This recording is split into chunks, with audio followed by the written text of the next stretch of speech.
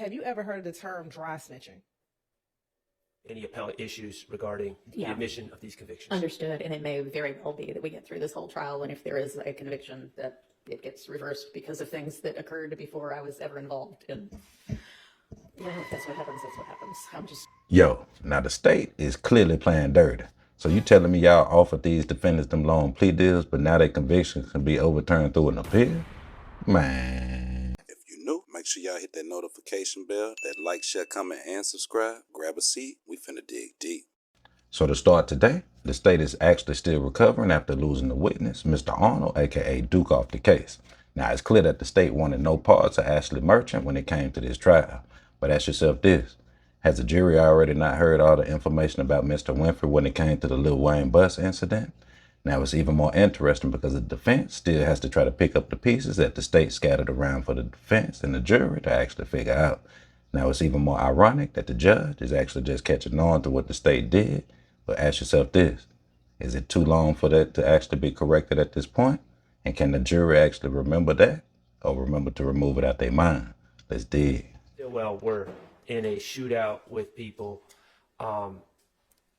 earlier that day, and I couldn't remember. We've litigated so much, I couldn't remember, and I thought maybe that was something I failed to raise, but Mr. Atkins' notes indicates that I did raise it, and you ruled it as a statement against penal interest of Mr. Garlington, because to me, clearly, it's not a statement of co-conspirators, clearly spilling the beans. You ruled it was a statement against penal interest, but per Mr. Atkins, your ruling was that all references to Shannon are to come out.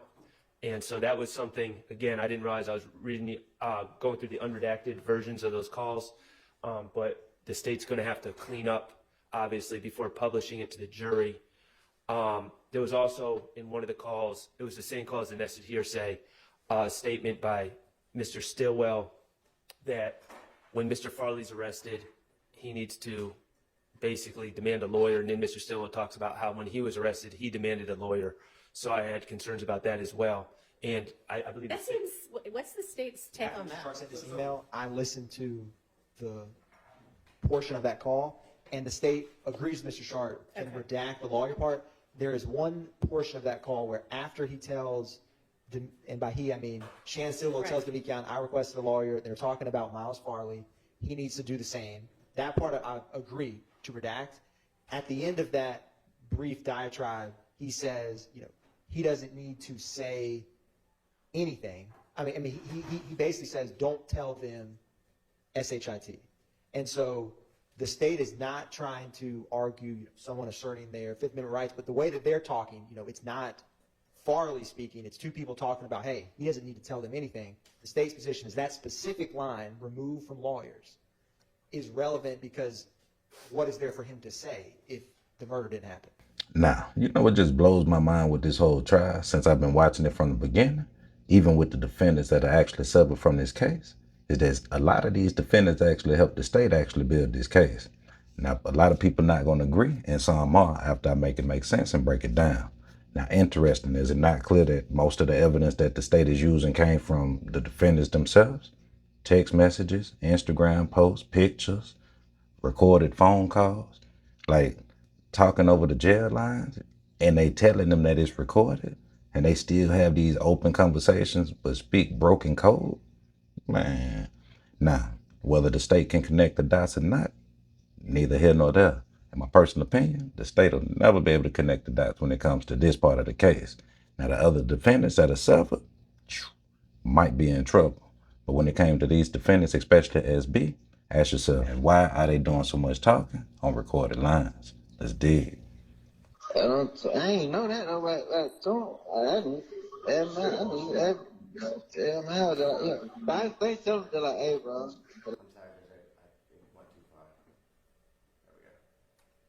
And that to me, so he got to do the same shit. Don't say not one word. Yeah. Go down or what they try to portray or what they say, man. Don't say shit. Yeah. I ain't know that. Nobody told me. I think something. Your Honor, we're actually going to bring it back a little bit. Okay. The portion about the lawyers is right before where we All start. right.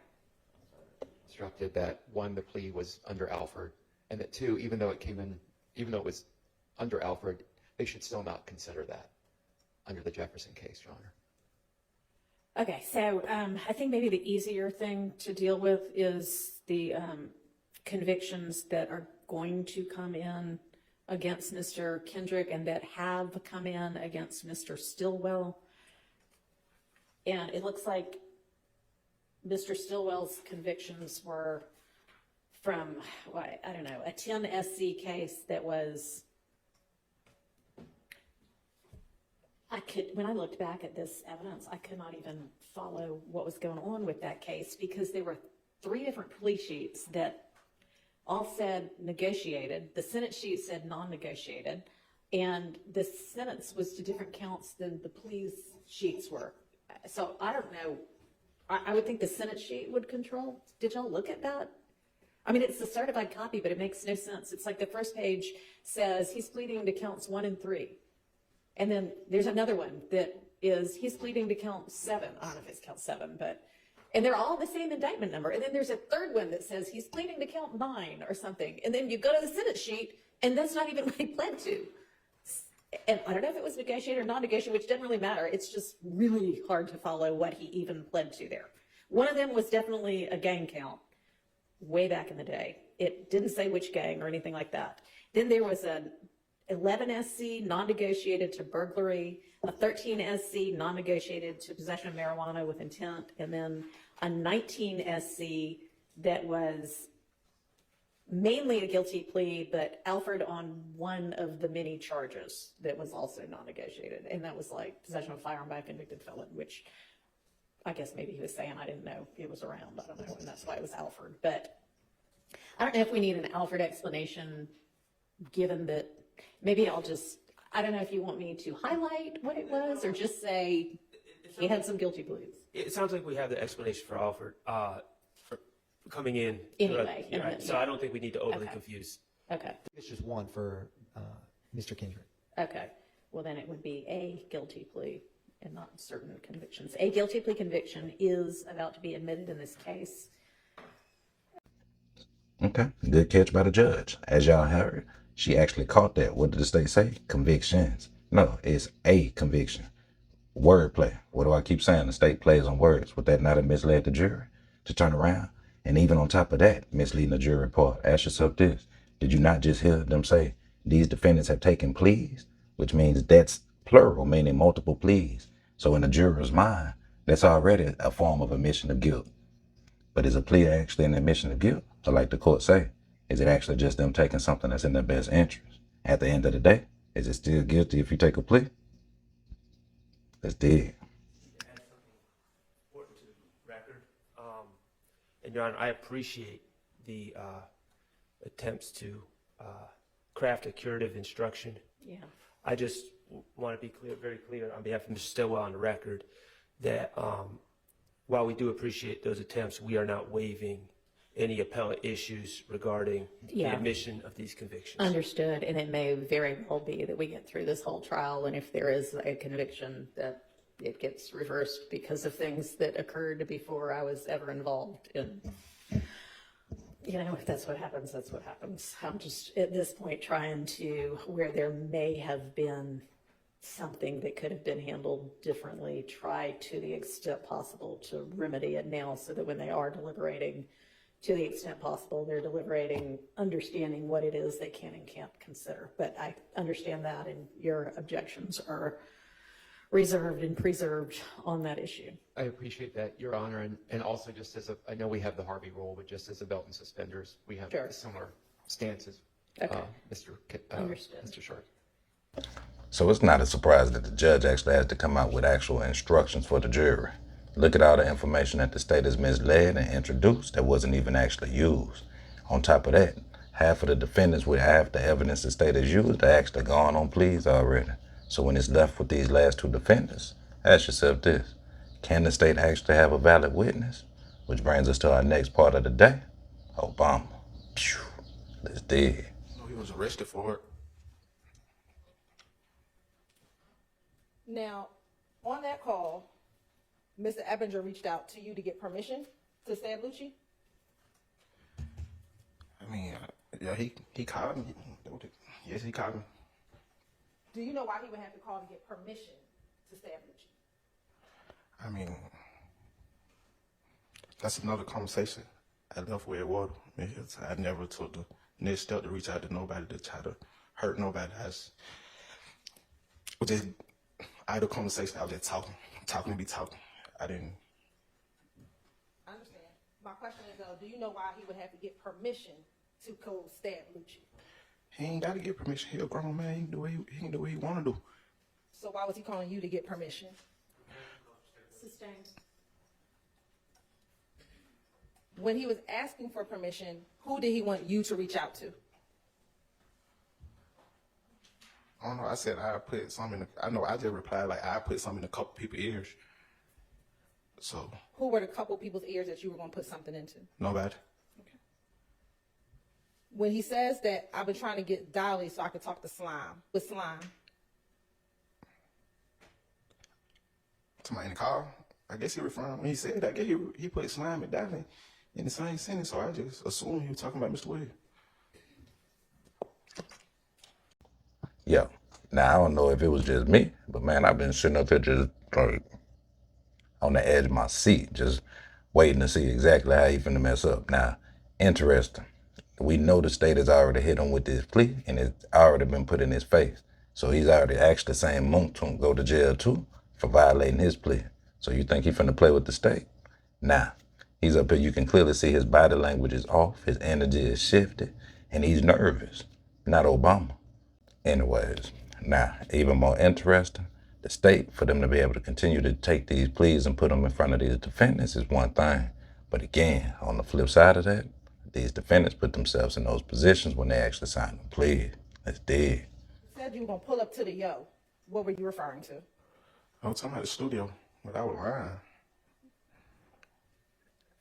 And when you were lying, what were you telling him you were going to pull up to the studio and do? I probably was saying to yo just to make him think that I was gonna pull up on Mr. Williams, but I never really gonna pull up on Mr. Williams. I never gonna go ask him that like that. I don't even know if they know each other, so I know I wasn't gonna go ask him that like that. Now, back in 2022, when this phone call took place, was YSL having a beef with YFN? What's YSL having a beef with YSL? I mean, I had a problem with them. What was your problem with YFN? They had them just killed my friend. I mean, I ain't saying they had whatever. I don't know who, but people were trolling like they killed one of my friends. So like, it's just something I took personal. I can't say how everybody else felt. And is that in referencing McMillan, Mr. Ford? Yes. Now, do you know someone by the name of Kenneth Copeland? Yes. And does he have a nickname? Woody. And do you know someone by the name of Zay? Zay? Yes. Yes. And have you been in conversations with Zay about Woody being harmed in prison because of his status with YSL? Yes, I heard the phone call earlier.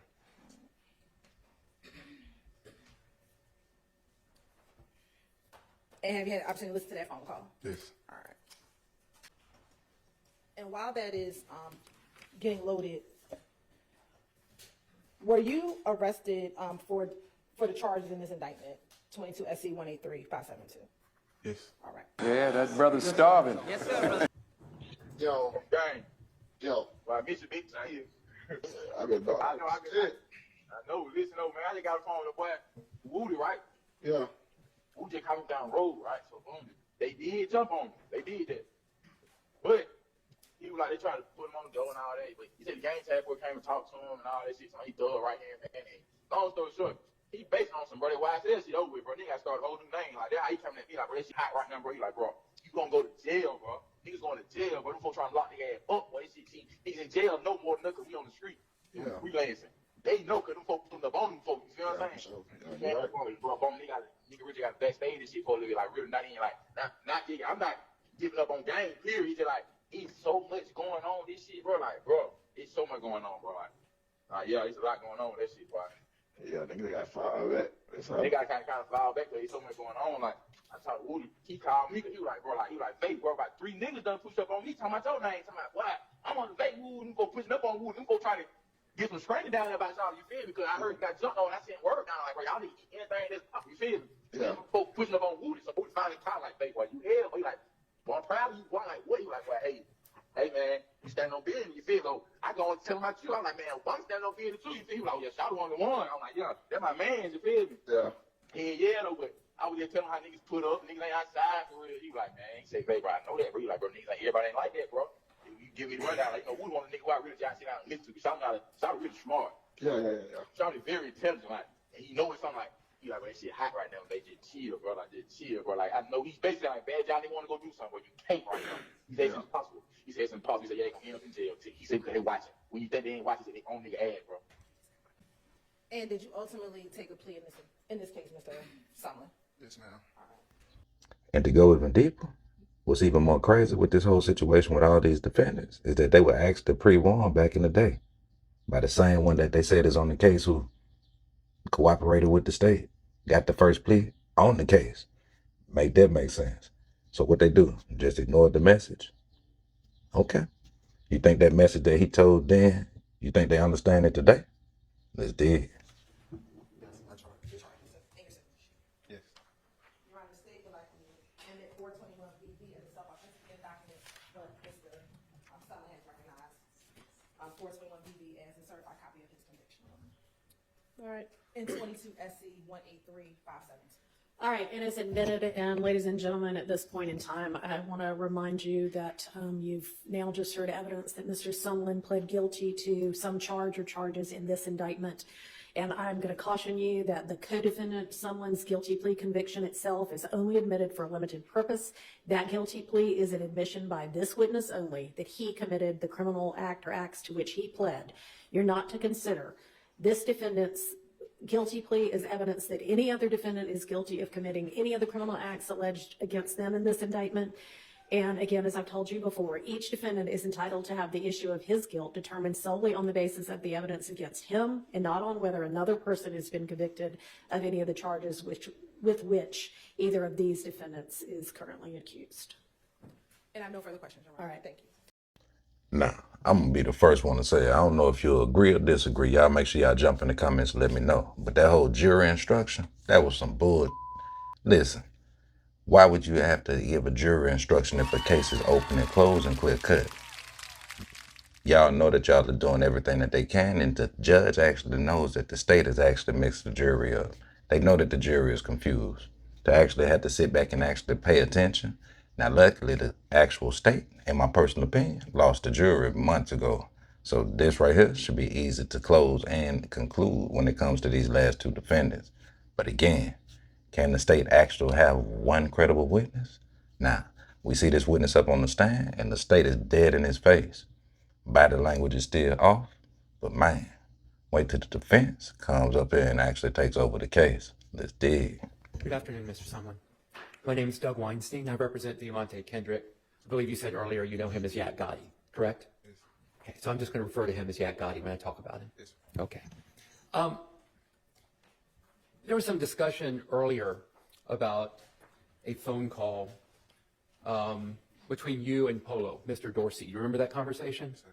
And you were saying that you just kind of say, when someone asks you to do something about this particular issue, you just say yes, yes, yes. Yes, sir. Why do you just say yes, yes, yes? I mean, I'm sorry, I can't hear you. I was just having idle conversation. Like, I never took the next step there. So sometimes when you're having a phone call Yes. between someone in jail, someone not in the jail, Yes. you'll just say whatever, yes, yes, yes, just to get off the phone. Is that right? Yes. Just to have idle conversation and move on. Yeah. Okay. Let's talk about this plea that you took for a minute. That plea that you took, it required you to stay away from the other defendants in this case. You recall that? Yes. So you can't have contact with any other defendants that were in the same indictment as you, correct? Correct. Now, you're accused in this indictment of trying to harm Rayshawn Bennett, YFN Lucci, correct? Yes, sir.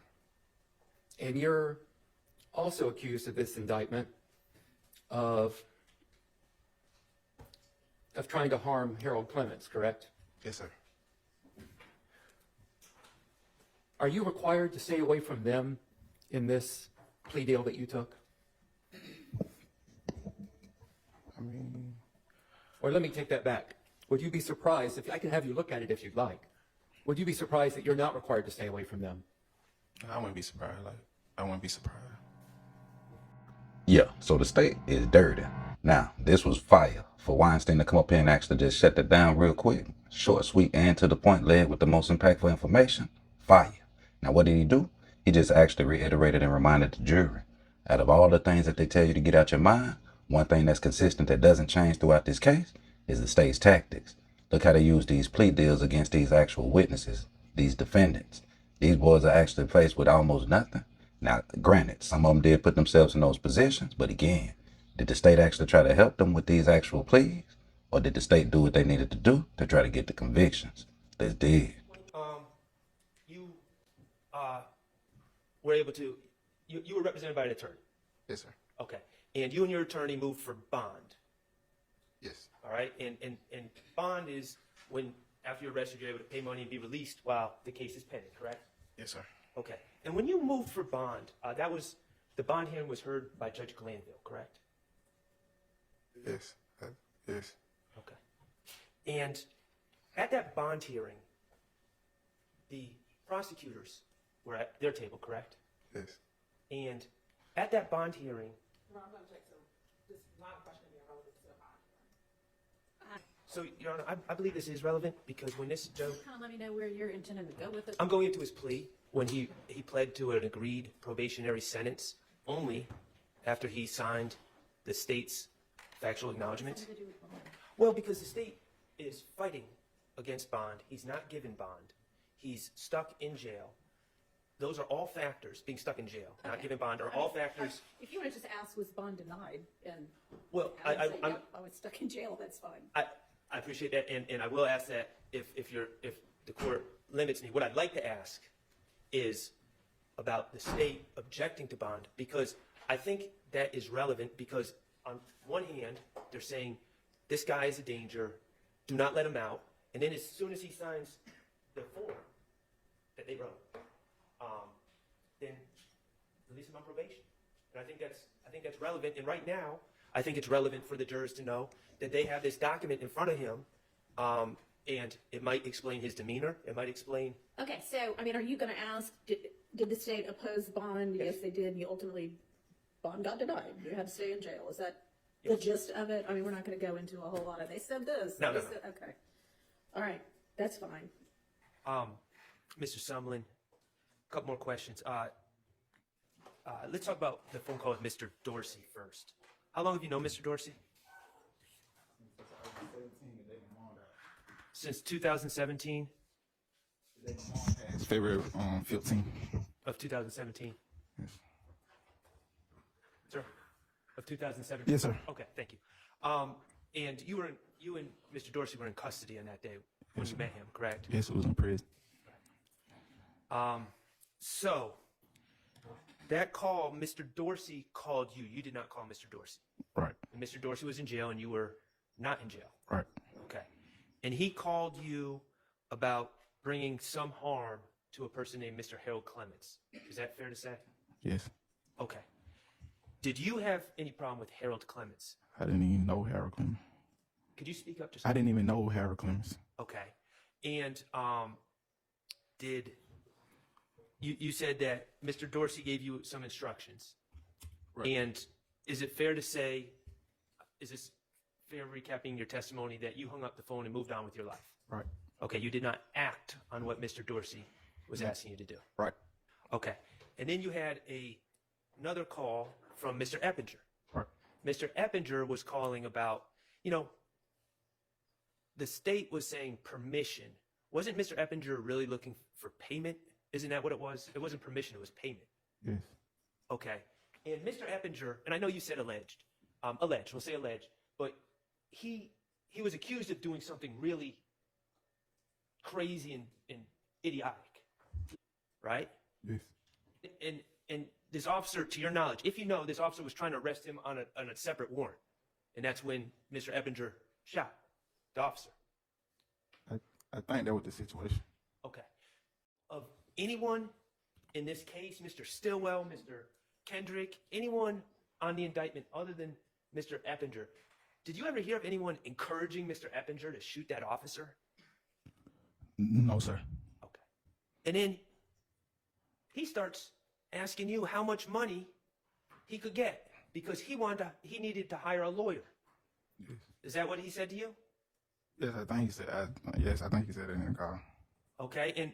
And from the call, he told you that he was locked up with Lucci, right? Yes. And at first, when he gave you that information, you didn't even put two and two together why he was even telling you that. No. No. Okay. In fact, you said, find out what I can get, and you said, for what? Was that on the call? Yes. And then you asked him, what do you need me to do? Right. The truth is, you looked at Mr. Eppinger as like a child that got himself into a very bad situation. Correct. His own doing. His own doing. And you hung up that phone, and you didn't act on it anymore. No. Okay. So, on December 22nd of 2022, you pled guilty. Yes. Okay. And before pleading guilty, you were still in jail. You pled guilty from jail, essentially. Yes. Okay. The plea took place in the courthouse, but you were brought over from the jail. You were not free on December 22nd of 2022, correct? No, sir. All right. And part of pleading guilty to what you pled guilty to was a condition was you had to sign this form, correct? Yes. All right. And you did not write this form. No, sir. You were given an opportunity. Were you given an opportunity to review this form with your lawyer? Yes, sir. Okay, but you did not write this form. No, sir. And the letterhead on it is the Fulton County District Attorney's Office, correct? Yes, sir. All right. After agreeing to what was written on this form and entering your guilty plea on December 22nd, 2022, you were allowed to go home, correct? I went to Clayton County. Oh, you had a hold in Clayton County. You were released on this case. Right. And you were transferred to Clayton County. Yes. And then since you've resolved your situation in Clayton County. Yes. All right, great. Thank you so much. I think so on direct examination that there are people claiming to have killed your friends, Mr. McMillan and Mr. Ford. Do you remember saying that? Yeah, I said they were trolling on Instagram. Trolling. Do you know if Lucci was affiliated with the people who were trolling on Instagram? My personal knowledge, no. My personal knowledge, when you ask that, what you mean? Like, what you? The individuals who were trolling, were they associated with YFN? Yes. And is Lucci associated with YFN? Yes. Have you ever heard of the term dry snitching? Dry snitching. Yeah, I heard it. How have you heard that term? I mean, I heard the term before. I can't explain how I heard it. I can't. What is your understanding of what the term means?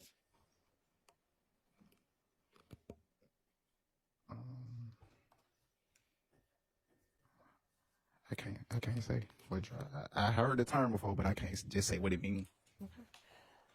Sir, you were just asked about people trolling on Instagram after the Christian McMillan, Darius Ford double homicide. Right. Okay. And that was in March of 2022, correct? Yes, I was locked up. All right. The truth is, there were a whole lot of people trolling about that death, correct? Right. There was a whole lot of people claiming responsibility for Mr. McMillan and Mr. Ford's bodies, correct? Yes, sir, you were. People from YFN were on Instagram claiming their bodies, claiming responsibility, correct? Yes. People from PFK were on Instagram claiming responsibility for those same killings, correct? Yes. Members of the Henchmen. Yes. Henchmen is another rap collective Yes, on sir. the east side of Atlanta, correct? Yes, sir.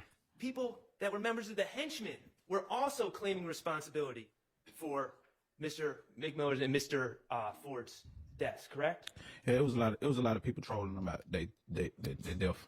Okay, so there was at least 3 different groups and multiple people within these groups who were all claiming responsibility for the same deaths, correct? Yes. And they were doing it publicly, right? Yes. So the world could see. Yes. And all 3 of these groups are involved with rap music, correct? Yes. With drill music, Yes. correct? Yes. Okay, thank you. No further questions. All right. Now, as you see, the state is playing fair. At this point, for them to keep on bringing these pleas out right in front of these defendants, then when the plea deals don't work, what do? Turn around and ask about dry snitching. Now, that's a cold game. But as I said, if you pay attention, that's what they do. They play on verbiage. So they'll paint this one picture to the jury showing that it's actually a plea, that he pled guilty, which is why he's free. But then you actually turn around and paint that he's a potential dry snitch to the streets. That's deep. Now, even more interesting, the defense today definitely had a big win. Now, we definitely going to break down the rest of the day, but we definitely had to make sure that we talked about the time that the state brought Obama in. Now, this was an actual pointless actual witness coming to the stand.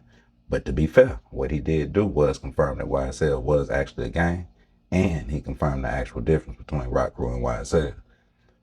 Can't even be mad at him because it's already on the plea that he signed, so it's hard to get mad if you say he told at this time. So it's interesting because they keep putting all of these witnesses in different positions. But when you talk about the 2 defendants that are still on this case, did this actual witness help the state connect the dots? Or was this just a humiliating actual ritual that was done right here on the spot? In my personal opinion, this was all this was. The state is still wanting to make sure that they get convictions from anybody who actually participated in this case outside of the main defendant. Man, y'all jump in the comments. Let me know what y'all thought. Did Obama actually say too much? Would he have actually been one of the witnesses to jeopardize the case had the state brought him in and these other defendants didn't take these pleas last week? Let that sink in. And let's dig a little deeper. Now, if you actually want to be real when it comes to this actual case in the state, man, think about the bodies or the unalivings that they actually have unsolved that are connected to this case. But then again, they're up here doing what? Looking for a conviction in this case. Make that make sense. Y'all haven't proved or connected the dots. That's 2 on this side and 2 on this side. And there's not 1 person charged. So will these last 2 defendants actually be the ones to beat the state? Or will the state actually be the ones to make an example of these last 2 defendants stuck on this case? Man, y'all jump in the comments. Let me know y'all's thoughts. Subscribe to the channel if you're not subscribed. Tap that notification bell so you won't miss a drop. And definitely tap that like button, man. Tap the like button whether you're a fan of the case, Young Thug, or the state. Tap the like button. It helps the channel continue to grow. Until next time, remember, the greater the height, the greater the weight. The life you save might be your very own. As always, I'm your host, Jay. Gone.